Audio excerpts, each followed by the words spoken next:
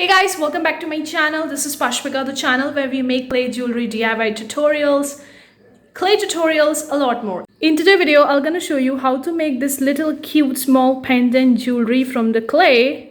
Let's get straight with this tutorial. Before we go, consider clicking the like button, guys. I do appreciate that. If you want more such video in the future, consider subscribing, hit the bell icon. Whenever I'm gonna upload new videos, you're gonna get notified about it. Also, if you're looking forward for amazing new clay jewelry ideas or templates for making your jewelries, then I have an entire PDF download that contains top of my best 100 jewelry ideas, which you can use it as simply as a jewelry ideas, or you can use those one as a templates for making your own jewelry line. The link is in the description box below. It's a PDF download. Without further ado, let's get straight with today's tutorial.